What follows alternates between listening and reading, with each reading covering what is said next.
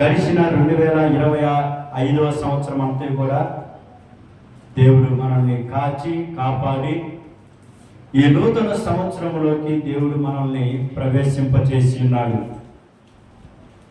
మరి దేవుని యొక్క ఆలోచనలు, దేవుని యొక్క తలంపులు ఎప్పుడు కూడా ఎలాగుంటాయంటే అతి గంభీరములుగా ఉంటాయని మనము స్థితి ఆరాధనలోకి వెళ్ళేటప్పుడు మనము చదువుకున్నాము. ఆయన ఆలోచనలు చాలా గంభీరములు, నీ కార్యములు ఎంతో దొడ్డవని దేవుని యొక్క లేఖనము సెలవిచ్చి ఉన్నది. ప్రియ దేవుని సంగమా, దేవుని బిడ్డలారా, ఈ నూతన సంవత్సరములో దేవుడు నిన్ను గొప్పగా చేయాలని ఆశపడుతూ ఉన్నాడు. తనను నమ్మినటువంటి బిడ్డలను, తనను ఆశ్రయించినటువంటి బిడ్డలను, తన యందు విశ్వాసం ఇచ్చినటువంటి బిడ్డలను ఎప్పుడు కూడా తక్కువ స్థాయిలో దేవుడు ఉంచాడు. దేవుడి యొక్క లేఖనము ఏమని సెలవిస్తూ ఉందంటే, నన్ను నమ్మినటువంటి వారిని తలభాగముగా ఉంచుతాను కానీ తోకభాగముగా నేను ఉంచను అంటున్నాడు. ఎందుకు తోకభాగముగా ఉంచను అని అంటున్నాడంటే, తోక అనేది చాలా దిగువ స్థాయికి సంబంధించినటువంటిది, తల అనేది చాలా ఎత్తు స్థాయికి సంబంధించినటువంటిదిగా మనము అర్థం చేసుకోవాలి. తన నమ్మినటువంటి బిడ్డను తలను ఎంచుకునేటువంటి బిడ్డలుగా, తలెత్తేటువంటి బిడ్డలుగా ఉంచాలన్నది దేవుని యొక్క ఆశ. ప్రియ దేవుని సంగమా, ఈ నూతన సంవత్సరంలో దేవుడు నిన్ను ఒక బలమైనటువంటి వ్యక్తిగా, ఒక బలమైనటువంటి శక్తి కలిగినటువంటి వ్యక్తిగా, ఒక గొప్ప స్థానంలో ఉండాలని దేవుడు ఏం చేస్తున్నాడంటే నీ పట్ల ఆశ కలిగి ఉన్నాడు. ప్రియ దేవుని బిడ్డలారా, మరి ఆ రీతిగా గొప్ప చేయి దేవుడు, అతి గంభీరమైనటువంటి దేవుడు ఆయన యొక్క మహాకృపను పట్టేసి నిన్ను ఈ సమాజంలో కావచ్చు, ఈ భూమి మీద కావచ్చు, ఎక్కడున్నా కానీ నిన్ను ఎలా ఉంచాలనుకున్నారంటే గొప్ప చేయదలుసు చేయాలనుకుంటున్నారు.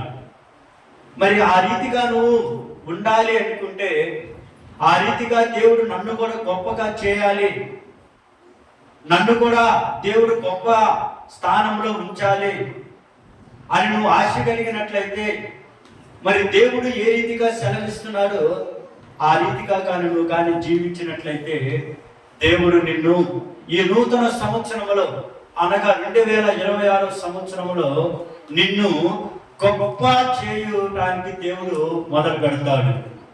అందుకని గొప్ప చేయి దేవుడు ప్రియరా ఈ రీతిగా మాట్లాడుతూ ఉన్నాడు. యెహోషువ గ్రంథంలో మనం కానీ పరిశీలన చేసినట్లయితే 3వ అధ్యాయము 7వ వచనాన్ని మనం ఒక్కసారి జ్ఞాపకం చేసుకుందాము. ఈ నూతన సంవత్సరములో దేవుడు నిన్ను ఏం చేయదలుచుకున్నాడు ఈ ఉదయకాలము నీతో మాట్లాడబోచున్నాడు. దేవుని యొక్క ఉద్దేశము ఏమిటో ఈరోజు నువ్వు తెలుసుకొని, ఆ వ్యక్తిని ఏ రీతిగా అయితే దేవుడు ఒక ఉన్నత స్థానంలోకి నడిపించాడు, గొప్ప చేశాడు, ఈరోజు కూడా నిన్ను కూడా దేవుడు ఆ గొప్పగా చేయాలని దేవుడు ఈ యొక్క నూతన సంవత్సరంలో మరొకసారి నీతో వాగ్దానం చేయుచున్నాడు. మరి మనం కానీ చూసినట్లయితే యెహోషువ గ్రంథము 3వ అధ్యాయము 7వ వచనాన్ని మనం కానీ జ్ఞాపకం చేసుకున్నట్లయితే అక్కడ ఈ రీతిగా రాయబడి ఉన్నది.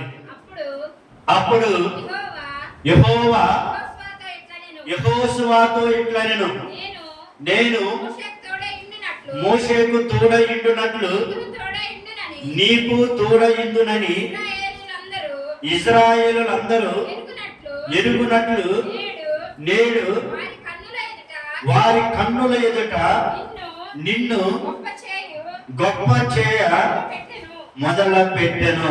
చాలు. ఈ మాట దేవుడు ఒక వ్యక్తితో మాట్లాడుతూ ఉన్నాడు. ఆ వ్యక్తి ఎవరంటే యెహోషువ. ఎవరు ఆ వ్యక్తి? యెహోషువ. ఈ యెహోషువకు ఒకప్పుడు ఇజ్రాయెల్ ప్రజలంటే పెద్దగా తెలియకపోవచ్చునేమో. మోషే అంటే ఇజ్రాయెల్ ప్రజలకు బాగా తెలుసు. ఎందుకంటే ఇజ్రాయెల్ ప్రజలను ఐగుప్తు దేశం నుంచి నడిపించడానికి దేవుడు ఎవరిని ఎన్నుకున్నారంటే మోషేని ఎన్నుకొని ఐగుప్తు యొక్క చెర నుంచి మోషే దేవుని యొక్క సహాయం ద్వారా ఐగుప్తు ప్రజల్లో ఉన్నటువంటి ఇజ్రాయెల్ ప్రజలను ఏం చేసినంటే నడిపించుకుంటూ వస్తున్నాడు. మరి మోషే తెలిసినట్టుగా యెహోషువ ఇజ్రాయెల్ ప్రజలకు తెలియదు. మరి ఆ రీతిగా ప్రియమైన బిడ్డలారా, యెహోవా యెహోషువతో ఇట్లా అంటున్నాడు, నేను ఏ రీతికైతే మోషేకి నేను తోడై ఉన్నానో, ఏ రీతికైతే ఆయనకు అన్ని విషయాలను నేను తోడై ఉండి నడిపించుకుంటూ వచ్చానో, ఆయన మొరపెట్టిన ప్రతి మొరకు నేను ఏ రీతికైతే సమాధానం ఇస్తూ ఆయనకు అండగా తోడుగా నీడగా ఉండి నడిపించానో, అదే రీతిగా నీకును నేను తోడై ఉంటానని యెహోషువ అనగా దేవుడు యెహోవా దేవుడు యెహోషువతో ఏం చేస్తున్నాడు, మాట్లాడుచు ఉన్నాడు.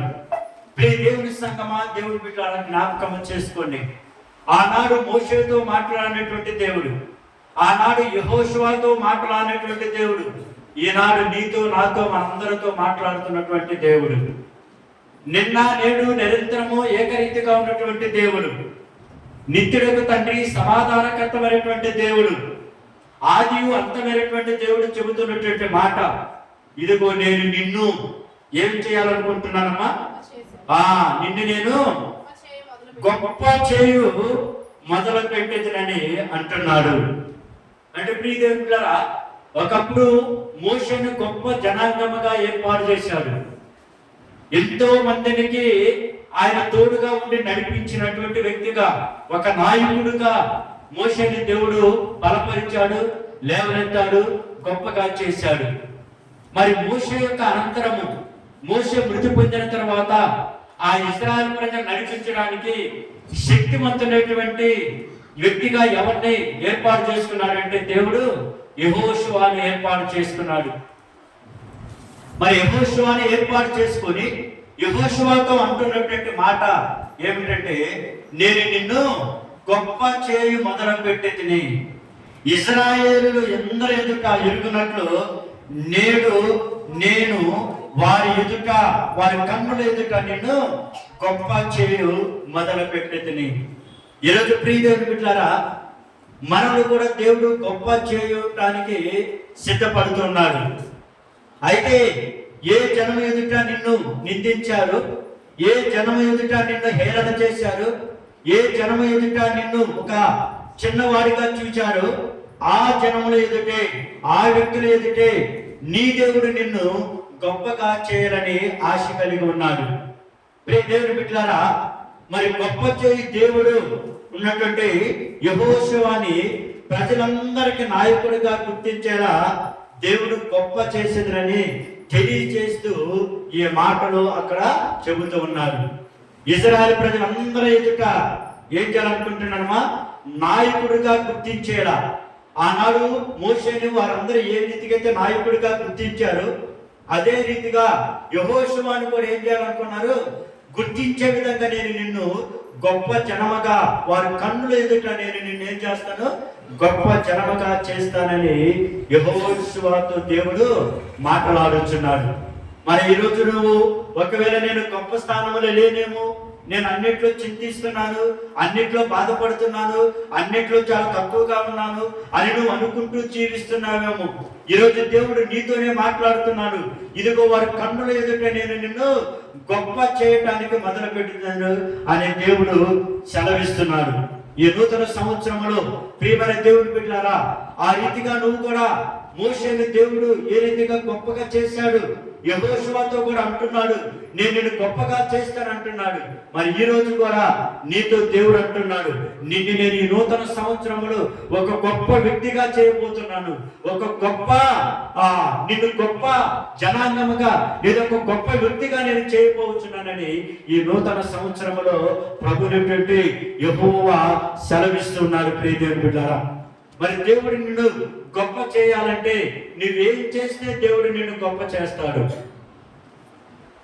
యెహోషువను దేవుడు గొప్పగా చేశాడు, ఇశ్రాయేలు అందరు ప్రజలు ఎదుట ఒక నాయకుడిగా గుర్తించే విధంగా చేశాడు. ఇజ్రాయెల్ ప్రజలు నడిపించేటువంటి ఒక నాయకుడిగా ఏర్పాటు చేసి గొప్ప స్థానంలోకి తీసుకొచ్చాడు. మరి ఆ స్థితిలో నుంచి, ఒక చిన్న స్థితిలో నుంచి ఒక గొప్ప స్థితిలోకి యెహోషువ అనే దేవుడు ఏ విధంగా అయితే నడిపించాడు, ఏ విధంగా అయితే తోడున్నాడు. నువ్వు వెళ్ళు ప్రతి స్థలంలో నేను నీకేమై ఉంటాను, తోడై ఉంటానని ఆనాడు మోషేకు దేవుడు ఇచ్చిన మాట ఈరోజు నీతో నేను అంటున్నాను అని అంటున్నారు. మరి ప్రియదేవులారా, ఆ విధంగా దేవుడు నిన్ను గొప్పగా చేయాలంటే నువ్వు ఏమి కలిగి ఉంటే దేవుడు నిన్ను గొప్పగా చేస్తాడు. హల్లెలూయా. ఏదైనా ఇప్పుడు నువ్వు ఒక గొప్ప ఉద్యోగంలోకి రావాలనుకున్నావు అనుకో, నువ్వు ఒక గొప్ప మంచి ఉద్యోగంలోకి రావాలనుకో, నువ్వేం చేస్తే గొప్ప ఉద్యోగం సంపాదించుకుంటావు చెప్పండి? మంచిగా చదివితే, ఓకేనా, అన్ని పరీక్షలలో నువ్వు కానీ విజయం పొందితే అప్పుడు ఒక గొప్ప ఉద్యోగాన్ని నువ్వేం చేస్తావు, చేరుకోగలుగుతావు. అవునా కదా? మరి ఇక్కడ నిన్ను కూడా దేవుడు గొప్పగా చేయాలంటే, నిన్ను కూడా దేవుడు గొప్పగా మొదలు పెట్టాలంటే, చేయటానికి మొదలు పెట్టాలంటే నువ్వు ఏమి కలిగి ఉంటే దేవుడు నిన్ను గొప్పగా చేస్తాడు అనేది మనము ఈ ఉదయకాలము మనం ఆలోచన చేయాలి ప్రియదేవులారా. మరి దేవుడు మోషేను గొప్పగా చేశాడు, యెహోషువను గొప్పగా చేశాడు, ఇశ్రాయేలు ప్రజల నాయకుడిగా గుర్తించే విధంగా చేశాడు.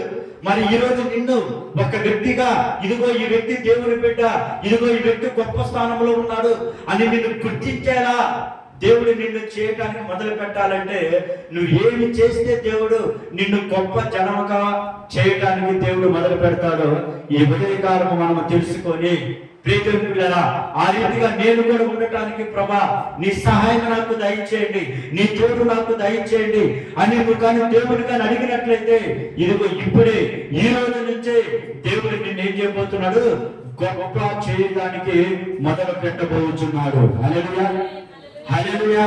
ప్రియదేవులారా, జ్ఞాపకం చేసుకోండి. మరి ఎవరైనా దేవుడు నిన్ను గొప్ప చేయాలంటే నీలో ఏమి ఉండాలి?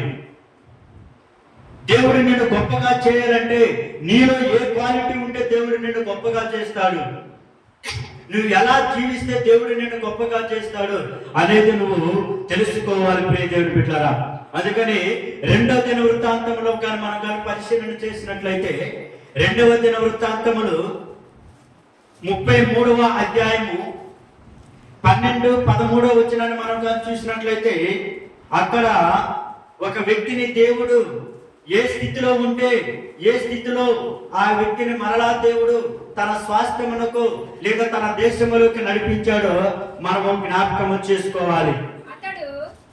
32వ దినవృత్తాంతముల గ్రంథము 33వ అధ్యాయము 12-13 వచనాలు జ్ఞాపకం చేసుకుందాం.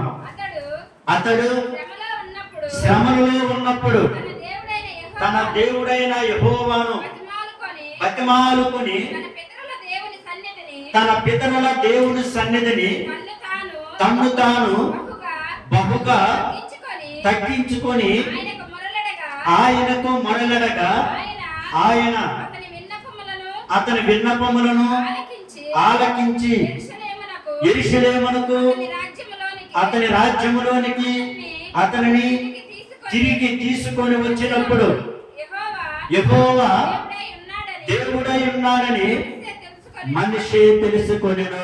హల్లెలూయా. ఇక్కడ ఒక వ్యక్తి మనకు చూపిస్తున్నాడు. ఆ వ్యక్తి ఎవరంటే మనిషి. ఎవరమ్మాయినా మనిషి. ఆ మనిషి దేవుడు రాజ్యాన్ని పరిపాలన చేస్తున్నప్పుడు ఆయనకి ఎన్ని సంవత్సరాలంటే 12 ఏళ్ల వాడు. ఎన్ని సంవత్సరాలమ్మా? 12 వాడు. 12 ఏళ్ళు అంటే ఒక రకంగా వాడు ఎటువంటి జ్ఞానము లేనటువంటి వ్యక్తి. అవునా కదమ్మా? ఈ సంవత్సరాలు మనం 12 సంవత్సరాలు అంటే వారి యొక్క ఆలోచన కావచ్చు, వారి యొక్క శ్రేష్టాలన్నీ కూడా ఎలాగుంటాయి చెప్పండి అమ్మా? ఎలాగుంటే పిల్ల శ్రేష్టాలు ఉంటాయి. మరి అలాంటి పిల్ల శ్రేష్టాలు ఉన్నటువంటి ఆ యొక్క 12 సంవత్సరాల వయసులో ఏం చేశాడంట? రాజ్యాన్ని ఏలటానికి వచ్చాడు. మరి వచ్చినప్పుడు అప్పుడు వారి పరిస్థితి ఎలాగుంటుందంటే ప్రియదేవుని బిడ్డలారా, అన్ని కూడా ఆకతాయికమైనటువంటి ఆలోచనతో కలిగి భయంకరమైనటువంటి చెడు సహవాసన చేస్తూ చెడు వ్యసనాలకు బానిసయ్యి ఏం చేశాడంటే తండ్రి మాటకు లోపడకుండా తన ఇష్టమైనటువంటి ఆలోచన చొప్పున ఏం చేస్తుండేవాడు? నడుచుకుంటూ ఉండేటువంటి వాడు. ఎవరు ఒక రకంగా చూసినట్లయితే ఎవరి మాట కూడా విననటువంటి వయసు అన్నమాట అది. 12 సంవత్సరాలు అనుకో, మనం కూడా ఇప్పుడు మన పిల్లలు చెబుతుంటే వాడు ఏం చేస్తాడు? వినడు సరిగా, అవునా కదమ్మా? సో 12 సంవత్సరాలు కాదు, ఈవెన్ 20 సంవత్సరాలు వచ్చినా కూడా అరే బాబు ఇదిగో ఈ మార్గంలో వెళ్ళాలంటే వాడు వినేటువంటి స్టేజ్లో లేడు. మరి 12 సంవత్సరాలప్పుడు రాజ్యాన్ని ఏలటానికి వచ్చాడు. మరి ఆయన వచ్చినప్పుడు మొదట్లో ప్రియదేవులారా ఎంత ఘోరంగా జీవించాడంటే, మీరు ఆ మొదటి అధ్యాయం పట్టుకున్నాక మీరు చదువుతున్నప్పుడు ఎన్నో యెహోవా దృష్టికి చెడు నడతలు నడిచాడంట. యెహోవా దృష్టికి ఏమి నడిచాడంటమ్మా? చెడు నడతను. 2వ వచనంలో రాయబడింది, ఇతడు ఇశ్రాయేలు ఎదుటి నుండి యెహోవా వెళ్ళగొట్టిన అన్యజనులు చేసిన హేయ క్రియలను అనుసరించి యెహోవా దృష్టికి ఏం చేశాడంట? చెడు నడతను నడిచాడు. ఎవరతను? మనిషి. ఇంకా ఏం చేశాడో తెలుసా?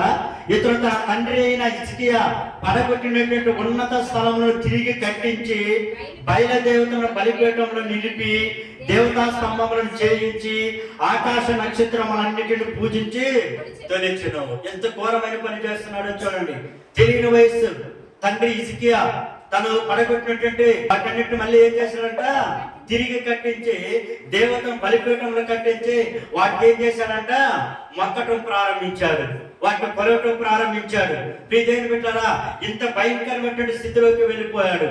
ఎన్నో అలా చేస్తూ చేస్తూ జీవిస్తున్నప్పుడు కొంతకాలంకి అతనికి ఏమొచ్చిందంట? శ్రమలు వచ్చేసినాయి.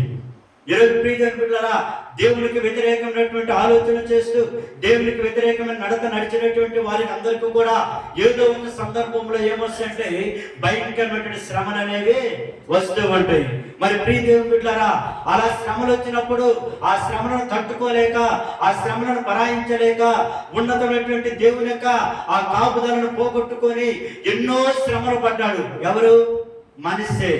మరి అవన్నీ తెలుసుకున్న తర్వాత ఆయన శ్రమలో ఉన్నానని తెలుసుకొని అప్పుడు దేవుడి దగ్గరికి వచ్చి పరితాపం చెందుతున్నాడు.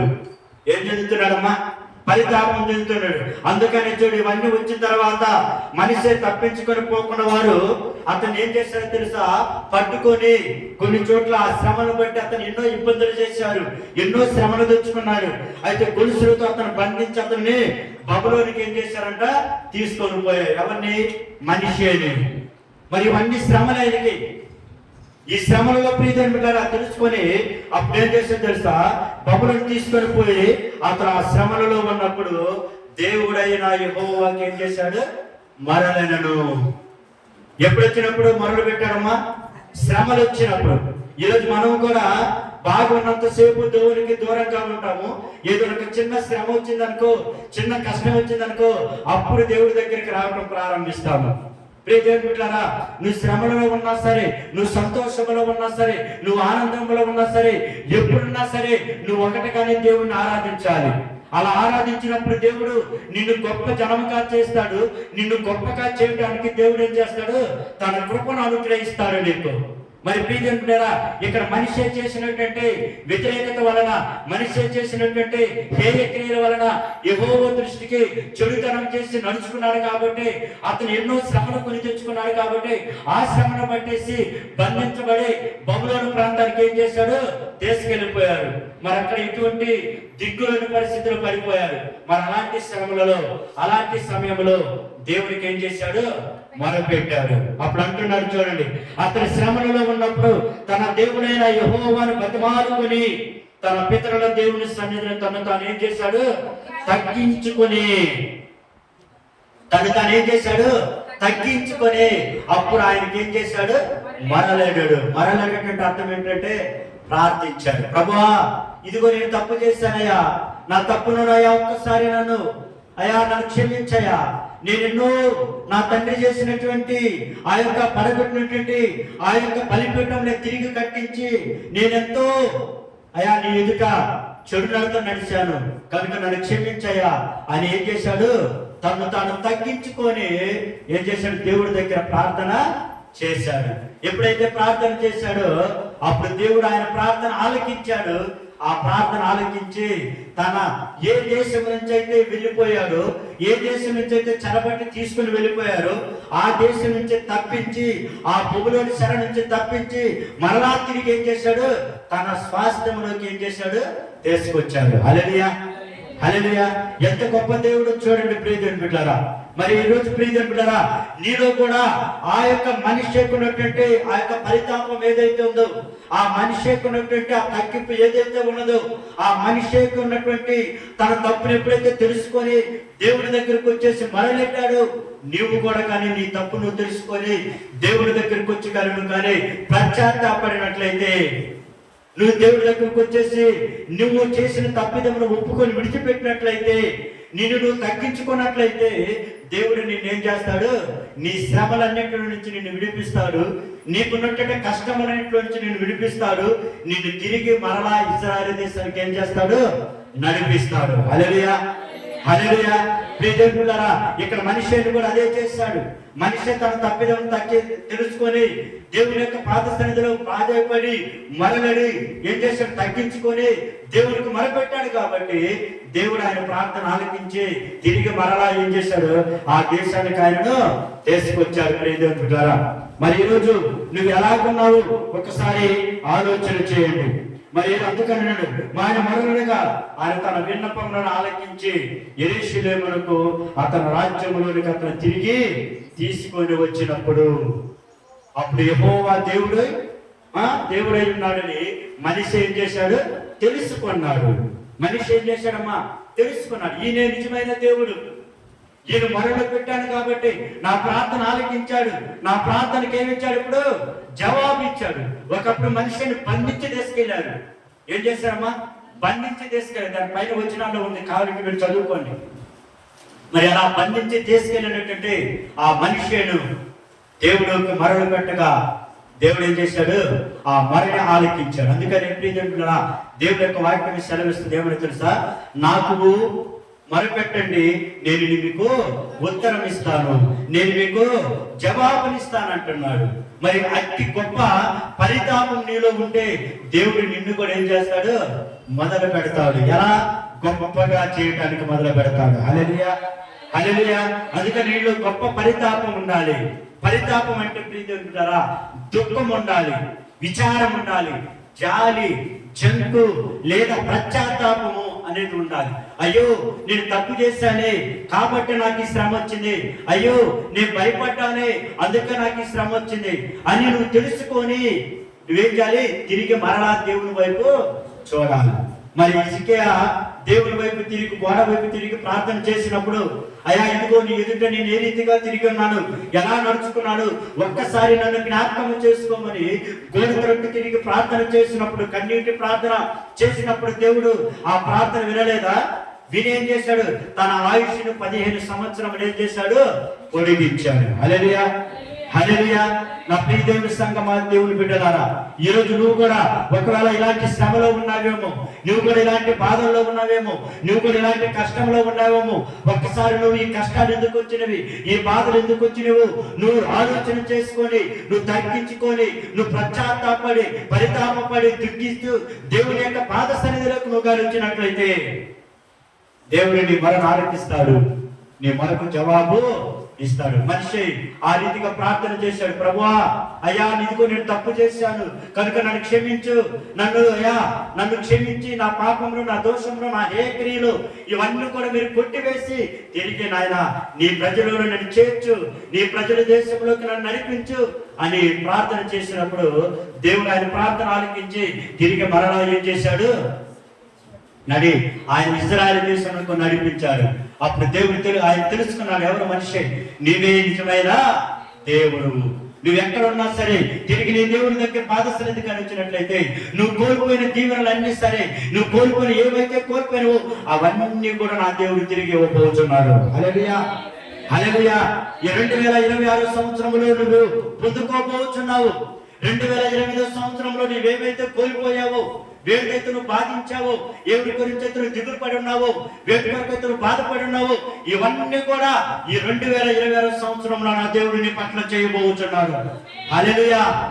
అయితే నువ్వన్నీ పొందుకోవాలంటే నా ప్రియ దేవుడి సంఘం, మా ప్రియ దేవుని బిడ్డలారా, ఆయన చెప్పిన మాటలలో నడవాలి.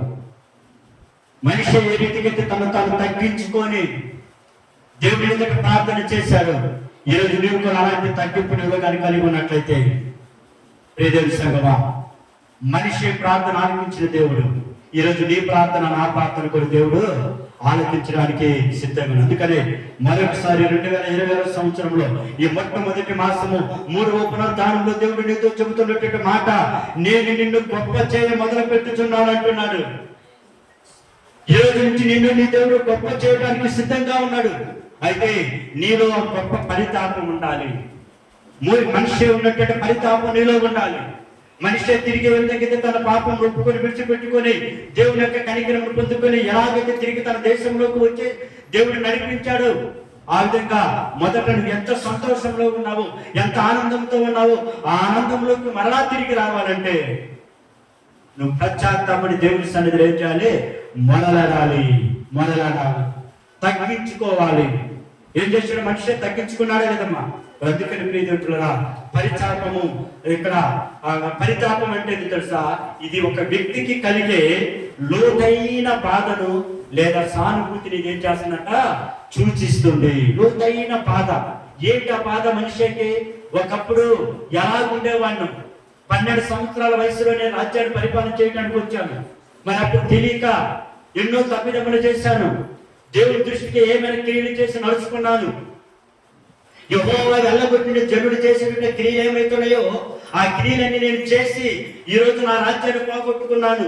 నా రాజ్యంలో నేను పరిపాలన చేయకుండా ఒక బబులోని దేశానికి నేను బంధించబడి నన్ను తీసుకొచ్చారు. ఎంత శ్రమ కొని తెచ్చుకున్నాను ప్రభువా. అయ్యా, వీటన్నిటిని తొలగించయ్యా, వీటన్నిటిని నువ్వు తీసివేయ్యా, నా తప్పిదములు తగ్గించయ్యా, నా తప్పిదములు కొట్టివేయ్యా, నా పాపమును కొట్టివేయ్యా. నా తండ్రి చేసినటువంటి అయ్యా, ఇదిగో నేను చేసిన దానికి తప్పిదములు చేశాను, ఇవన్నీ కూడా నన్ను కొట్టేసి ఒక్కసారి నన్ను జ్ఞాపకం చేసుకోయా అని ప్రభుని అడిగినప్పుడు, ప్రభుకు మరలినప్పుడు ఏం చేశాడు? దేవుడు గొప్ప కార్యం చేశాడు. ఏంటో కార్యం తెలుసా? తిరిగి మరలా పెట్టును ఆ దేశంలోకి తీసుకొచ్చి కోల్పోయిన రాజ్యాన్ని మళ్ళా తిరిగి ఏం చేశాడు? ఇచ్చాడు. ఎంత గొప్ప దేవుడు, ఎంత గొప్ప. అందుకని మన దేవుడి యొక్క కార్యములు దొడ్డవి, ఆయన ఆలోచనలు అతి గంభీరములు. నీ ఆలోచన వేరు, దేవుని యొక్క ఆలోచన వేరు. నీ ఆలోచన అన్ని కూడా ఎలా ఉండాలంటే దేవుడికి ఇష్టకరంగా ఉండాలి. ఎప్పుడైతే నువ్వు ఆలోచన దేవుడికి ఇష్టకరంగా చేస్తూ బ్రతుకుతావో అప్పుడు దేవుడు నిన్ను గొప్ప చేయటం ఏం చేస్తాడు? మొదలు పెడతాడు. అందుకని దేవుడు నిన్ను గొప్పగా చేయాలంటే మొదటగా నేను ఏముండాలి తెలుసా? గొప్ప పరితాపం ఉండాలి. ఏముండాలి? పరితాపం, పశ్చాత్తాపం ఉండాలి. పశ్చాత్తాపం లేకుండా దేవుడు నిన్ను గొప్ప చేయలేడు. పశ్చాత్తాపం అంటే ఏంటి తెలుసా? నువ్వు చేసినట్టు తప్పిదమును ఒప్పుకొని విడిచిపెట్టడమే పశ్చాత్తాపము. అది ఎప్పుడైతే నువ్వు చేస్తావో అక్కడి నుంచి దేవుడు నీ పట్ల కార్యాన్ని చేయడానికి, గొప్ప చేయడానికి దేవుడు ప్రారంభిస్తాడు. పేదకులరా జ్ఞాపకం చేసుకుని, అందుకని దేవుడు నేను గొప్పగా చేయాలంటే ఈ 2020 సంవత్సరంలో దేవుడు నీ పట్ల ఒక గొప్ప కార్యాన్ని చేయాలంటే నువ్వు చేయాల్సిన పని ఏంటో తెలుసా? నీలో గొప్ప పరితాపము ఉండాలి. హల్లెలూయా. ఏముండాలి ఒకసారి చెప్పండి, అందరికీ చెప్పాలి. ఏముండాలి? గొప్ప పరితాపం ఉండాలి. ప్రభువా, నాలో గొప్ప పరితాపం ఉండులాగా నాకు సహాయం దయచేయండి అన్నాడు. ఏముండాలి? పరితాపం. పరితాపం అంటే ఏం చెప్పాను? పశ్చాత్తాపం ఉండాలి, దుఃఖం ఉండాలి. ఎందుకు దుఃఖమో తెలుసా? నువ్వు చేసిన మిస్టేక్ బట్టి నీకు దుఃఖం ఉండాలి. నువ్వు చేసిన దాన్ని బట్టి నువ్వు బాధపడుతూ ఉండాలి. ఆ బాధను తెలుసుకొని నువ్వు దేవుడి దగ్గరకు వచ్చి ఏం చేయాలి? పరితాపపడాలి. అది ఆ మొదటగా నువ్వు ఈ నూతన సంవత్సరంలో, ఈ 2020 సంవత్సరంలో నీ దేవుడిని నేను గొప్ప చేయ మొదలు పెట్టాలంటే మొదటగా నేను ఏముండాలి? గొప్ప పరితాపం ఉండాలి. హల్లెలూయా, హల్లెలూయా. మరి రెండోది చూపిస్తాను మీకు. ఆది కాండంలో మనం కానీ చూసినట్లయితే, ప్రియమిత్రులారా, ఆది కాండంలో 22వ అధ్యాయంలో మనం కానీ చూసినట్లయితే అక్కడ ఒక వ్యక్తికి భయంకరమైనటువంటి శ్రమలు వచ్చేసినాయి, పరీక్షలు వచ్చేసినాయి. మరి ఆ పరీక్షలలో ఆ వ్యక్తి ఏం చేశాడంటే గొప్పగా నిలిచాడు. కాబట్టి దేవుడు ఆ వ్యక్తిని ఏం చేస్తున్నాడు తెలుసా? ఒక గొప్పగా చేయటము మొదలు పెట్టాడు. హల్లెలూయా. అయితే నిన్ను కూడా దేవుడు ఈ నూతన సంవత్సరంలో గొప్పగా చేయటానికి మొదలు పెట్టాలంటే మొదటగా నీలో పరితాపం ఉండాలి. రెండోదిగా నీలో గొప్ప పరీక్షలు ఉండాలి. ఏముండాలమ్మా? గొప్ప పరీక్షలు. అంటే నీ జీవితంలో వచ్చేటువంటి ఏ పరీక్ష అయినా సరే, ఏ కష్టమైనా సరే, ఆ ఏ పరీక్ష దేవుడు నీకు పెట్టినా సరే, ఆ పరీక్షలో నువ్వేం చేయాలి? నెగ్గాలి. ఇప్పుడు ఏదైనా మనం ఇంటర్మీడియట్ చేరాలనుకున్నాం అనుకో, 10వ తరగతిలో ఏం చేయాలి? పరీక్ష పెడతారు. ఆ పరీక్ష పెట్టినప్పుడు మనం ఏం చేయాలి? ఆ పరీక్షలో నెగ్గాలి. నెగ్గితే మనం ఏం చేస్తాము? ఇంటర్మీడియట్లో చేస్తాము. ఇంటర్మీడియట్ పరీక్షలో నువ్వు నెగ్గావనుకో, నెక్స్ట్ ఎక్కడికి వెళ్తావు? డిగ్రీలోకి వెళ్తావు, లేదా ఇంజనీరింగ్లోకి వెళ్తావు. అంటే ఇంటర్మీడియట్లో నువ్వు పరీక్ష నెగ్గకుండా నువ్వు ఇంజనీరింగ్ చేరగలుగుతావా? లేవు. లేదా ఒక ఉద్యోగానికి నీకు ఒక పరీక్ష పెట్టారు. ఆ ఉద్యోగం నీకు రావాలంటే ఆ ఉద్యోగం వచ్చే పరీక్షలో నువ్వేం చేయాలి? నెగ్గాలి, అంటే పాస్ అవ్వాలి. పాస్ అయితే అప్పుడేమవుతుందో తెలుసా? ఆ ఉద్యోగం నీకు వస్తుంది. అలాగే నేను ప్రియమిత్రులారా, దేవుడు నిన్ను గొప్పగా చేయాలని మొదలు పెట్టాలంటే నీలో వచ్చే పరీక్షలు, నీలో గొప్ప పరీక్షలు కలిగి ఉండాలి. నీలో ఏముండాలమ్మా? గొప్ప పరీక్షలు ఉండాలి. మరి ఇక్కడ కూడా ఈ 22వ అధ్యాయంలో ఒక వ్యక్తికి ఒక గొప్ప పరీక్ష పెట్టాడు దేవుడు. ఆ వ్యక్తి ఎవరో కాదు. ఎవరమ్మా? అబ్రహాము. అబ్రహాముకి దేవుడు ఏం చేశాడంటే, వృద్ధాప్యం అంతా ఏం చేశాడంటే ఒక కొడుకుని ఇచ్చాడు. ఎవరిని ఇచ్చాడమ్మా? ఒక కొడుకుని. అబ్రహాం యొక్క కుమారుడు ఎవరు చెప్పాలి? ఇస్సాకు. ఏ సమయంలో ఇచ్చాడు ఆయనకి? వృద్ధాప్యం అందు. అయితే దేవుడు అబ్రహామును దేవుడే చెప్పాడు, అబ్రహామా నీకు నేను సంతానాన్ని ఇస్తాను. ఇదిగో ఎలియాజరు కాదు నీ ఆస్తికి కర్త. నీ గర్భమున పుట్టబోయేటువంటి వ్యక్తి నీ యొక్క ఆస్తికి ఏమవ్వాలి? వారసుడు కావాలని దేవుడు చెప్పాడు. మరి ఆ రీతిగానే అబ్రహాముకు దేవుడు ఏం చేశాడు? ఇస్సాకుని ఇచ్చాడు. ఇచ్చినట్టు ఇచ్చేసి దేవుడు అబ్రహాము యొక్క విశ్వాసం ఎంతవరకు ఉన్నది పరీక్షించాలని ఒక పరీక్ష పెట్టాడు. ఏం పెట్టాడమ్మా? పరీక్ష పెట్టాడు. పరీక్ష పెట్టి, అబ్రహామా ఇదిగో నువ్వు నీ కుమారుని తీసుకొని మోరియా దేశం నుండి నేను చూపించే స్థలంలోకి నువ్వేం చేయాలి? బిడ్డను తీసుకొని వచ్చి అక్కడ ఆ బిడ్డను నాకు దహన బలిగా అర్పించమని అబ్రహాముకు ఒక పరీక్ష పెట్టాడు దేవుడు. ఏం పెట్టాడమ్మా? ఒక పరీక్ష పెట్టాడు. మరి అబ్రహాము అనుకోవచ్చుగా, ఇదిగో లేక ఇచ్చాడుగా నాకు దేవుడు సంతానము, మరి దేవుడికి ఈ బిడ్డని ఇస్తే నాకెట్లా అని ఆలోచన చేయొచ్చు కదా. మరి అబ్రహాం అలా చేయలా. దేవుడే ఇచ్చాడు కదా. మరి ఆలోచన చేసి ధైర్యంతో ఏం చేశాడు తెలుసా? ఆ ప్రభు ఏదైతే అబ్రహాంతో మాట్లాడాడు, ఏ రీతిగా మాట్లాడాడు, ఎలా మాట్లాడాడు, ఆ మాట ప్రకారమే ఉదయాన్నే లేచి గాడిదకు గంతలు కట్టుకొని ఏం చేశాడు? అవన్నీ ఏదైతే ఉన్నాయో వాటిని అన్నిటి సిద్ధపరచుకొని కుమారుని తీసుకొని ఏం చేశాడు? మోరియా పర్వతం మీదకు బయలుదేరి వెళ్ళిపోయాడు. వెళుతున్నప్పుడే మధ్యలో అనేకమంది కొంత దూరం వెళ్ళిన తర్వాత వారితో వచ్చినటువంటి పని వారిని అక్కడ పెట్టేసి మీరు ఎక్కడే కూర్చోనండి, నేను నా కుమారుడు వెళ్ళేసి దేవునికి బలి అర్పణ అర్పించేసి తిరిగి వస్తామని చెప్పేసి వెళ్ళారు. వెళుతూ మధ్యలో తండ్రికి కుమారుడికి మధ్య సంభాషణ జరుగుతున్నది. తండ్రి ఇదిగో కట్టి పొలాలు ఉన్నాయి, అన్ని ఉన్నాయి, మరి ఫలించడానికి జంతు ఏది లేదా ఫలించడానికి ఏది వస్తువు అని అడిగినప్పుడు అప్పుడు కుమారుడా ఇదిగో దేవుడే చూసుకున్నాడని ఏం చేశాడు? ఇస్సాకుతో చెప్పాడు. మరి ఆ రీతిగా ప్రియదేవులారా ఆయన అలా నడుచుకుంటూ వెళ్ళాడు. ఆ మోరియా పర్వతం మీదకి వెళ్ళేసి ఏం చేశాడంటే కట్టెలన్నీ కూడా పేరు చేశాడు. తర్వాత కుమారుని బంధించేసి కాలు చేతులు కట్టేసి ఏం చేశాడు?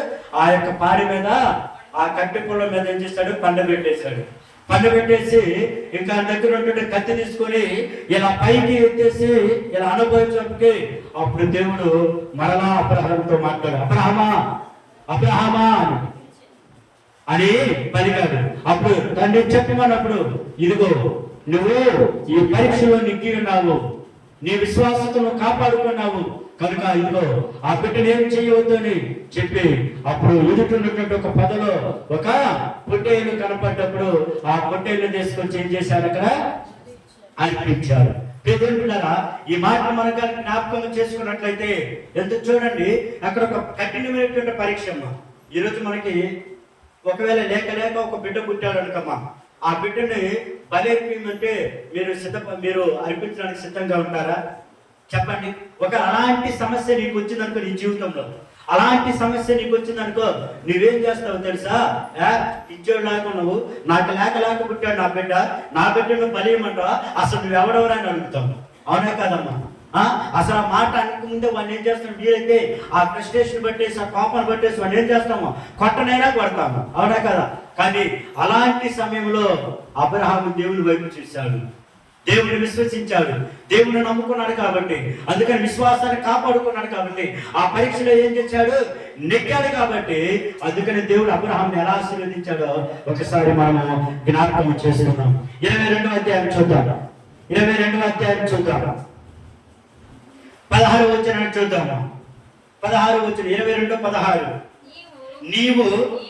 నీకు ఒక్కడే అయ్యున్న నీ కుమారుని వెనుక తీయక ఈ కార్యము చేసినందున నేను నిన్ను ఆశీర్వదించి ఆకాశ నక్షత్రం వలెను సముద్ర తీరమందలి ఇసుక వలెను నీ సంతానమును నిశ్చయముగా విస్తరింప చేసేదనని నీ సంతతి వారు సమ శత్రువుల గవిని స్వాధీనపరుచుకుందరు. హల్లెలూయా!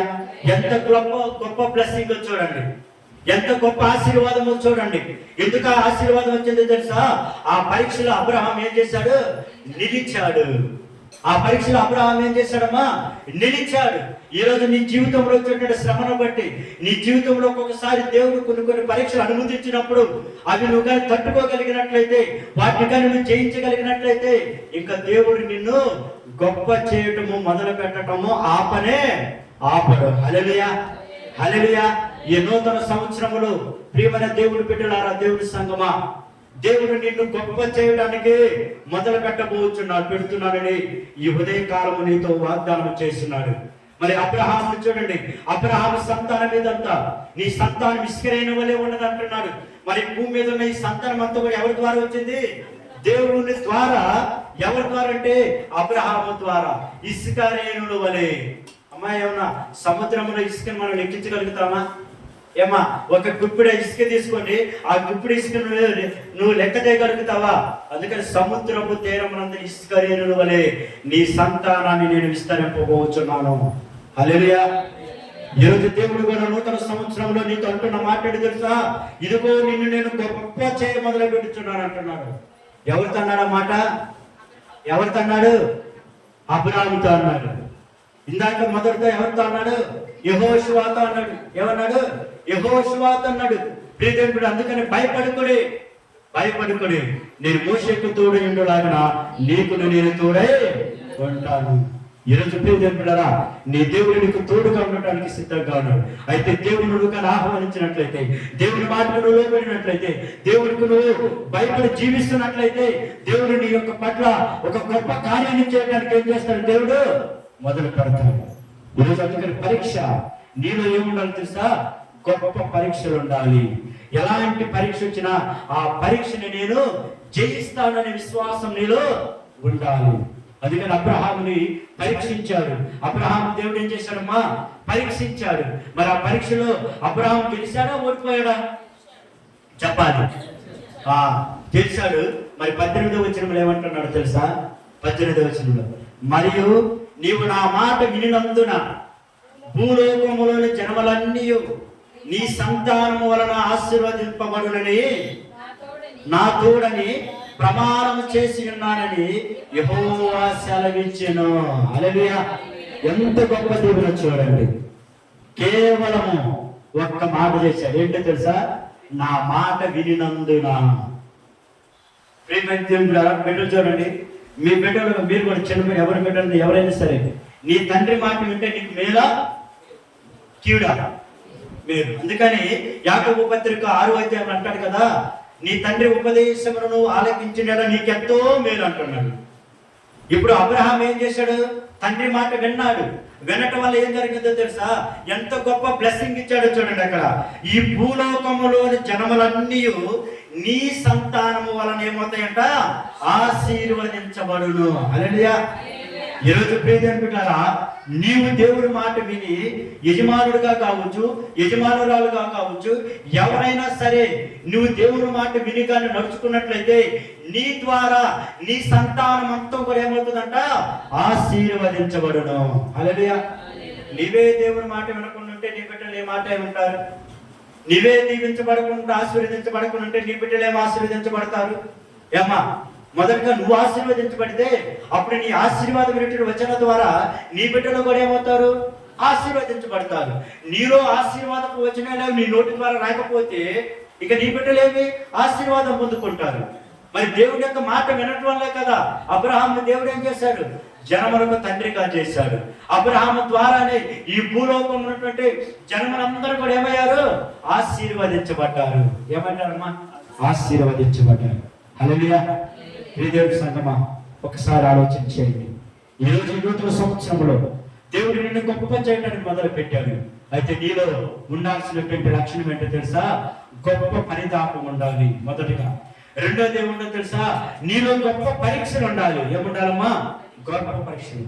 మన జీవితంలో కూడా దేవుడు కొన్ని పరీక్షలు పెడతాడు. మరి వాటిలో నువ్వు ఏం చేయాలి? గెలవాలి. ఏంటి? ఒక చిన్న ఎగ్జాంపుల్ చేద్దాం. ఒకవేళ ఉదయాన్నే మీరు దేవునికి సన్నిధికి రావాలని ఆలోచన చేస్తున్నారు. అయితే వీడు వెళ్తాడా లేదని ఒక దేవుడు పరీక్ష పెట్టి నిన్ను అట్లే ఉంచాడు అనుకో, నువ్వు అలాగే ఉన్నావు అనుకో, ఇదేమైంది? ఆ పరీక్షను నువ్వు నెగ్గినట్టేనా? నెగ్గనట్టేనా? చెప్పండి. కాదు. ఏమైనా నేను వెళ్ళాలి, ఇన్ని గంటలకు నేను వెళ్ళాలి, ఇన్ని గంటల దేవుడి సన్నిధిలో నేను స్థుతించాలి, ఇన్ని గంటల దేవుడి సన్నిధిలో నేను ఆరాధించాలి, ఇన్ని గంటల దేవుడి సన్నిధిలో నేను గడపాలి అని నువ్వు ఆ యొక్క శ్రమ ఏదైనా ఒక ఆటంకం వచ్చినా సరే, ఏదైనా అడ్డు వచ్చినా సరే, అడ్డును తొలగించుకొని నువ్వేం చేయాలి? రావాలి. అంతేగాని అయ్యో నాకు ఇన్ని పనులు ఉన్నాయి, ఈ పనులన్నీ చూసుకొని నేను సన్నిధికి వెళ్తానంటే అక్కడ నువ్వు ఓడిపోయినట్టే. గుర్తుపెట్టుకోండి. ఏమైనట్టమ్మా? ఓడిపోయినట్టే. ఆ పనులన్నీ నువ్వు పక్కన పెట్టుకొని దేవుడి సన్నిధిలోకి వచ్చినట్లయితే నీ పనులన్నీ కూడా దేవుడు ఏం చేస్తాడు? చక్కపరుస్తాడు. హల్లెలూయా, హల్లెలూయా.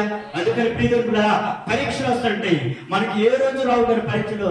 ఒక ఆదివారం మాత్రమే పరీక్షలు ఎక్కువగా వస్తుంటాయి. మనకు ఆదివారం మాత్రం అన్ని ఆటంకాలు వస్తుంటాయి. మిగిలిన రోజుల్లో మనకి ఆటంకాలు రావు. ఎందుకో తెలుసా? మిగిలిన రోజు పనులు ఆటలు కదా, ఆ పనుల్లో కూడా వెళ్ళిపోతాడు. కానీ ఆదివారం అంటే ఏంది? దేవుడి సన్నిధికి వచ్చి ఘనంగా ఆచరించడం కదా, అదంటే మనకి ఇష్టం ఉండదు. అందుకని దేవుడు కానీ సాతాను కానీ ఎక్కువగా ఏం చేస్తాడు? అక్కడ పరీక్ష కడుతుంటాడు నీకు. ఆ పరీక్షలో కానీ నువ్వు కానీ నెగ్గినట్లయితే అబ్రహాంను ఆశీర్వదించిన దేవుడు ఈరోజు నిన్ను నన్ను మనందరిని కూడా ఏం చేయబోతున్నాడు? ఆశీర్వదించబడుతున్నాడు. హల్లెలూయా, హల్లెలూయా. రెండోదిగా నీ దేవుడు నిన్ను గొప్ప చేయ మొదలు పెట్టాలంటే నీలో ఏముండాలి? గొప్ప పరీక్షలు ఉండాలి. అబ్రహాముకు పరీక్ష పెట్టినప్పుడు అబ్రహాము ఆ పరీక్షలు ఎలా నెగ్గాడు, ఎలా పాస్ అయ్యాడు? ఈ రోజు దేవుడు నీవు పెట్టే పరీక్ష కావచ్చు, సాతాను పెట్టే పరీక్ష కావచ్చు, ఏ పరీక్షలో నేను నువ్వేం చేయాలి? నెగ్గాలి. అది అది అది చూసి దేవుడు నువ్వు నా మాట వినినందున, ఎంత గొప్ప మాట చూడండి అసలుకి.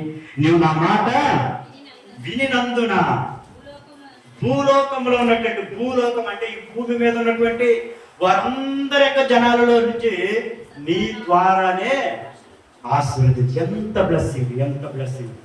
ఈరోజు నువ్వు ఆ విధంగా ఆశీర్వాదం పొందుకొని నీ ద్వారా అనేక మంది ఆశీర్వాదం పొందుతుంటే నువ్వు ఎంత సంతోషిస్తావో, ఎంత ఆనందపడతావో, ఎంత గంతులేస్తావో ఒకసారి ఆలోచించేయండి. ఇక ప్రియమైన పిల్లల జ్ఞాపకం చేసుకోండి. రెండోది ఏముండాలి? ఈ సంవత్సరము నీ దేవుడు నిన్ను గొప్ప మొదలు చేపెట్టాలంటే నీలో ఏముండాలమ్మా? గొప్ప పరీక్షలు ఉండాలి. పరీక్షను చూసి భయపడకూడదు. పరీక్షలు చూసి భయపడకూడదు. భయపడంటే అక్కడ నీకు ఓటమి తప్ప విజయము ఉండదు. మరి సాతానుడు యోబుని ఎన్నో శ్రమలు పెట్టాడు, అయినా కానీ దేవుని వైపు చూశాడు కాబట్టి మరి ఎంత కోల్పోయాడో అంతకు రెండంత ఆశీర్వాదాన్ని యోబు ఏం చేశాడు? పొందుకున్నాడు. హల్లెలూయా, హల్లెలూయా.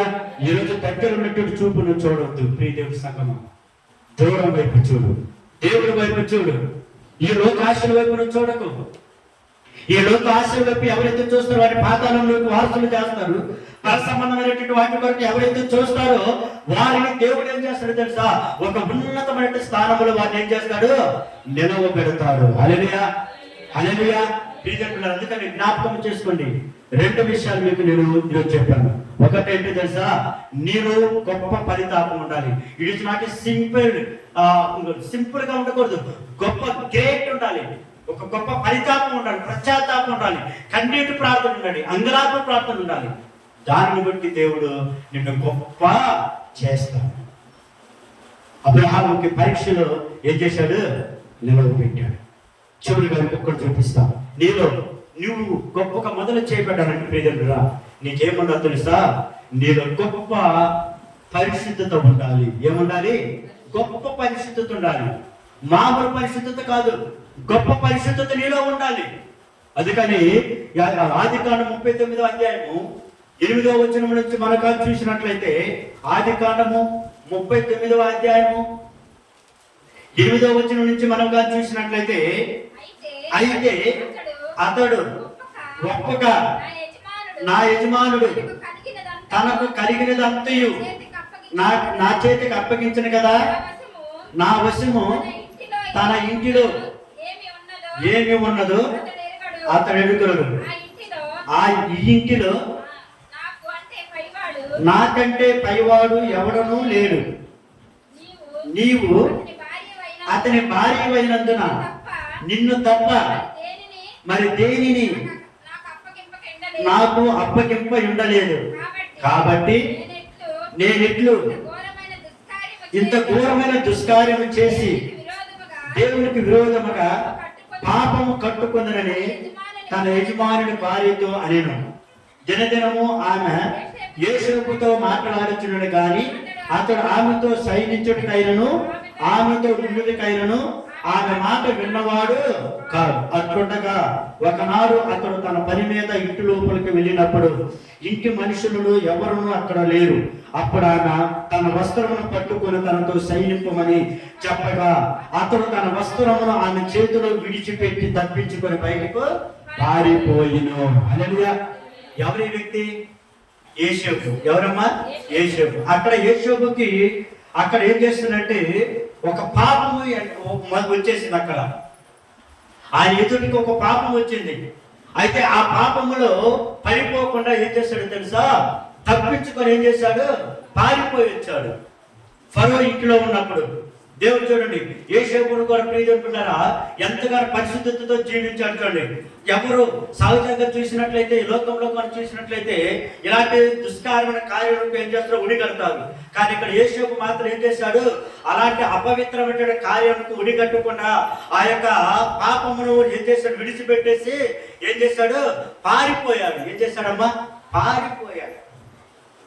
ఒకవేళ ఆ పాపమును కానీ అక్కడ కానీ ఒడిగట్టినట్లయితే యోసేపుని ఒక రాజుగా ఉండేవాడు కాదు, ఒక ప్రధానమంత్రిగా దేవుడు మొదలుపెట్టి ఉండేవాడు కాదు. మరి ఎందుకు బట్టే తెలుసా? యోసేపు అక్కడ ఏం చేశాడో తెలుసా? పరిశుద్ధతను కాపాడుకున్నాడు. ఏం కాపాడుకున్నాడమ్మా? పరిశుద్ధతను. ఈరోజు ప్రియజనుకుంటారా మనము కూడా పరిశుద్ధతను కాపాడుకోవాలి. మనం ఎదుట పాపం ఎంత ఉన్నా సరే ఆ పాపానికి మనం ఏమై ఉండాలి? దూరంగా పారిపోవాలి. మరి రాజు కదా, రాజు భార్య ఆమె మోహించినప్పుడు ఎక్కడాక ఏం చేయొచ్చు? బెండ్ అయిపోవచ్చు, లోనైపోవచ్చు. కానీ యోసేపు మాత్రం అలా భార్యకు రాజు యొక్క భార్యకు లోపడాల. అంటే దాని అర్థం ఏంటో తెలుసా? పవిత్రతతో ఎంతగా జీవించాడనేది తెలుసుకోవాలి. ఈరోజు నువ్వు కూడా పవిత్రతతో కానీ నువ్వు జీవించినట్లయితే, పరిస్థితితో కానీ నువ్వు కానీ జీవించినట్లయితే యోసేపుని దేవుడు ఏం చేస్తాడో తెలుసా? ఎంతగానో ఆశీర్వదించాడు, ఎంతగానో దీవెనకరంగా లేవనెత్తాడు. యోసేపు ఎన్నో శ్రమల నుంచి లేవనెత్తాడు. అన్నల దగ్గర శ్రమ పొందుకున్నాడు, ఎన్నో కష్టాలు పడ్డాడు, ఎన్నో భయంకరమైన వేదన పడ్డాడు. కానీ దేవుడు ఏం చేశాడు? యోసేపుని ఎక్కడ కూడా విడిచిపెట్టాలా. ఒక దినం వచ్చినప్పుడు యోసేపుని దేవుడు ఏం చేశాడు? ఒక ప్రధానమంత్రిగా దేవుడు ఏం చేశాడు? లేవనెత్తాడు. ఎంత గొప్ప ఆశీర్వాదం! ఆ పరిశుద్ధత చూడండి. ఆ పాపం నుంచి తప్పించుకోవటం వలన దేవుడు యోసేపుని ఎలా ఆశీర్వదించాడో తెలుసా? ఆ మాటను మనం చూసినట్లయితే 41వ అధ్యాయంలో రాయబడి ఉన్నది. 41వ అధ్యాయము 40వ వచనం నుంచి మనం చూసినట్లయితే అక్కడ ఈ మాటలు రాయబడి ఉన్నాయి. 41వ అధ్యాయము 40వ వచనం నుంచి మనం కానీ చూసినట్లయితే అక్కడ ఈ రీతిగా రాయబడింది. నీవు నా ఇంటి అధికారివై ఉండవలను, నా ప్రజలందరూ నీకు విధేయులయ్యుందురు. సింహాసన విషయంలో మాత్రమే నేను నీకంటే పైవాడునయ్యుందునని యోసేపుతో చెప్పాను. మరియు ఫరో చూడుము, ఐగుప్తు దేశం అంతటి మీద నిన్ను నియమించి ఉన్నానని యోసేపుతో చెప్పాను. మరియు ఫరో తన చేతినున్న తన ఉంగరమును తీసి యోసేపు చేతిని పెట్టి సన్నపు నారబట్టలు అతనికి తొలగించి అతని మెడకు బంగారపు పులిసి వేసి తన 2వ రథము మీద అతను ఎక్కించిను. అప్పుడు వందనములు చేయడని అతను ముందర జనులు ఏం చేశారు? కేకలు వేసేది. అట్లు ఐగుప్తు దేశం అంతటి మీద తనను నియమించెను. ఆ విధంగా 46 వచ్చిన వరకు మీరు చదివినట్లయితే యోసేపుని దేవుడు చూడండి ఎంత గొప్పగా ఆశీర్వదించాడు. ఎందుకు బట్టి తెలుసా? పరిశుద్ధతను కాపాడుకున్నప్పుడు యోసేపు ఏం చేశాడు? విజయము పొందాడు. హల్లెలూయా, హల్లెలూయా. నమ్మకంగా ఫరో ఇంట్లో నమ్మకంగా ఉన్నాడు. తనకి ఏ బాధ్యతలైతే అప్పగించాడో ఆ బాధ్యతలో ఏం చేశాడు? నమ్మకంగా జీవించాడు కాబట్టి, నమ్మకంగా బ్రతికాడు కాబట్టి, పరిశుద్ధతను కాపాడుకుంటూ వచ్చాడు కాబట్టి, చివరికి ఫరో పిలిచి ఏం చేశాడు? ఆ దేశం అంతటి మీదకి ఏం చేశాడు? అధికారిగా నియమించాడు. ఒక సింహాసన విషయంలో మాత్రమే నేను నీకంటే ఏమై ఉంటాను? పైవాడిగా ఉంటాను, మిగిలిన అన్ని విషయాలలో నీవు ఉండాలి అని తన చేతికున్నటువంటి ఉంగరాన్ని తీసి ఎవరికి పెట్టారమ్మా? ఆ ఉంగరం పెట్టేటువంటి అర్థం ఏంటో తెలుసా? అది ఒక రాజరికానికి గుర్తు. మరి ఒకప్పుడు ఎక్కడ పడి ఉండేవాడు? అన్నల చేతుల్లో ఎన్నో హింసలు పొందుకున్నాడు, గోయలు తొలగిపడ్డాడు, ఓకేనా? మరి అమ్మ వేయబడ్డాడు. మరి చివరకు దేవుడు ఏం చేశాడు? ఆ బిడ్డని ఒక గొప్ప ఇంటిలోకే చేర్చుకొచ్చాడు. అంతేకాకుండా ఆ ఇంటి అంతటి మీదకి అధికారిగా ఉంచాడు. అతని రాజ్యం అంతటి మీదకి ఏం చేశాడు? ప్రధానిగా చేశాడు. ఎంత గొప్ప బ్లెస్సింగ్ వచ్చాడు, ఎంత గొప్పగా దేవుడు ఆయనను మొదలు పెట్టాడు చూడండి. ఒక్కసారిగా మొదలు పెట్టాడు యేషోబునే లేదు, దినదినము దినదినము దినదినము మొదలు పెట్టాడు. ప్రియదేవులారా, ఈరోజు నిన్ను కూడా దేవుడు అలా మొదలు పెట్టడానికి సిద్ధంగా ఉన్నాడు. అందుకని ప్రియదేవులారా, జ్ఞాపకం చేసుకోండి. ఈ 3 విషయాలుగా నువ్వు కానీ చేసినట్లయితే, ఈ 3 విషయాలు నువ్వు కానీ నమ్మకంగా జీవించినట్లయితే, దేవుడు ఈ నూతన సంవత్సరంలోనే ఈ దినం నుంచి నీ దేవుడు నేను ఏం చేయబోతున్నాడు? గొప్పగా మొదలు పెట్టబోతున్నాడు. హల్లెలూయా, హల్లెలూయా. అయితే నువ్వు గొప్పగా మొదలు చేయబడాలి అంటే, నువ్వు గొప్పగా ఉండాలంటే, నువ్వు చేయాల్సిన పనులు 3 ఉన్నాయి. ఏంటో తెలుసా? 1, నీలో గొప్ప పరితాపం ఉండాలి. 2, నీలో గొప్ప పరీక్షలు ఉండాలి. 3, నీలో గొప్ప పరిశుద్ధత ఉండాలి. ఏముండాలి? పరిశుద్ధత. పరిశుద్ధత ఉన్నవాడే దేవుడిని చూడగలుగుతాడు. పరిశుద్ధత ఉన్నవాడే దేవుని రాజ్యంలోకి వెళ్ళగలుగుతాడు. పరిశుద్ధత ఉన్నవాడే దేవుని యొక్క దర్శనం తెలుసుకోగలుగుతాడు. పరిశుద్ధత ఉన్నవాడే దేవుని యొక్క నిత్య రాజ్యానికి ఏమవుతాడు? వారసుడు అవుతాడు. ప్రియదేవుడి సంగమా, జ్ఞాపకం చేసుకోండి. ప్రియమైన దేవుడి బిడ్డలారా, 2 రకాలైన మనస్తత్వాలు ఇక్కడ మీరు చూపించారు. ఎన్ని రకాల మనస్తత్వాలమ్మా? 2. 1 యజమాని రకమైన మనస్తత్వము, 2 సేవకు మనస్తత్వము. స్వార్థంతో గొప్పతనం కోసం పాకులాడే వారిని దేవుడు ఎప్పుడు కూడా గొప్ప జనముగా చేయడం గుర్తుపెట్టుకోండి. ఎలా పాకులాడేటువంటి వారినమ్మా? స్వార్థంతో గొప్పతనం కోసము. ఒకరి నుంచి నేను గొప్పవాడిగా ఉండాలి, ఒకరిని తోసివేసి నేను గొప్పవాడిగా ఉండాలి, ఒకరిని అణిచి నేను గొప్పవాడిగా ఉండాలి అని అనుకునేటువంటి వారిని దేవుడు ఎప్పుడు కూడా గొప్పవాడిగా చేయడు. గుర్తుపెట్టుకోండి. అబ్రహాము తగ్గించుకున్నాడు, మనిషి తగ్గించుకొని తాను పరితాపం పొందాడు కాబట్టి తిరిగి తన దేశానికి తీసుకొచ్చాడు.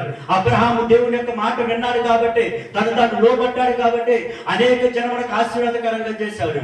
మరి ఇక్కడ కానీ చూసినట్లయితే ప్రియదేవులారా, యేషోబు పరిశుద్ధతను కాపాడుకున్నట్లు ఉన్నాడు కాబట్టి అందుకని ఏం చేశాడు? ఒక గొప్ప వ్యక్తిగా దేవుడు ఏం చేశాడు? ఆశీర్వదించాడు. ఈరోజు నా ప్రియదేవులారా, అందుకని స్వార్థంతో గొప్పతనం కావాలనుకునే వారి ఎవరినైనా సరే దేవుడు ఎప్పుడు కూడా గొప్ప చేయడానికి మొదలు పెట్టడన్నటువంటి విషయాన్ని మనము తెలుసుకోవాలి. కానీ ప్రియదేవులారా, వినయ విధేయతలు ఉన్నటువంటి వారిని, అందరికీ సేవ చేసేటువంటి వారిని ఘనంగా ఇచ్చుతాడన్నటువంటి విషయాన్ని మనం తెలుసుకోవాలి. కనుక ప్రియదేవులారా, నీవు మొదట దాన్ని విడిచిపెట్టి, మొదట దాన్ని ఏంటంటే స్వార్థము.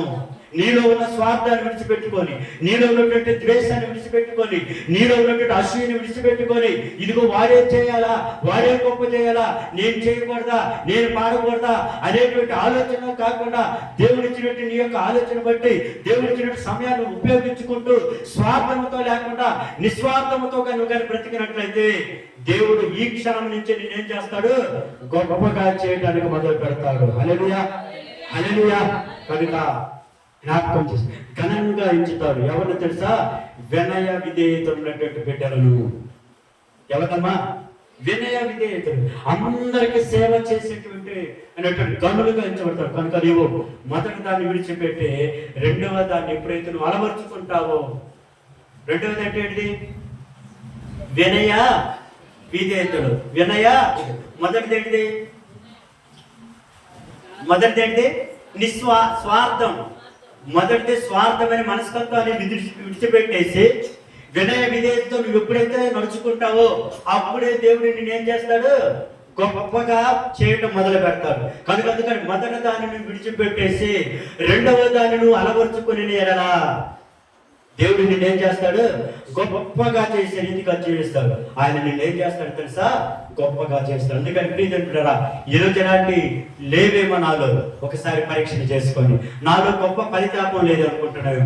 ఇప్పుడే వరకు గొప్ప పరితాపం ఉండలాగా నాకు సహాయం దయచండి.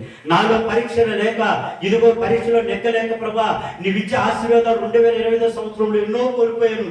అయినా కానీ నీ ప్రేమను బట్టి నాకు 2026 సంవత్సరాలు నువ్వు నాకు ఇచ్చా కాబట్టి కనుక నువ్వు నాకు సహాయం చేయమని ప్రభుని గారు అడిగినట్లయితే ప్రభు ఏం చేస్తాడు? ఖచ్చితంగా సహాయము చేస్తాడు. మరి ఈ నూతన సంవత్సరంలో ప్రియదేవులారా, ఈరోజు మీరు గ్రహించినటువంటి 3 విషయాలు నాలో ఉండి వాటి ప్రకారం నడుచుకునేలాగా నాకు సహాయం చేయండి ప్రభుని మీరు ప్రభుని అడిగినట్లయితే ప్రభు సహాయం చేస్తాడు. అదే రీతిగా దేవుడు ఏదైతే వాగ్దానం మనకి చేస్తున్నాడో ఆ వాగ్దాన్ని ఈ నూతన సంవత్సరంలో దేవుడు మన పట్ల నెరవేర్చబడును గాక. ఆమేన్. హల్లెలూయా, హల్లెలూయా. మంచిది. దేవుడు ప్రేరేపించినటువంటి ఆ యొక్క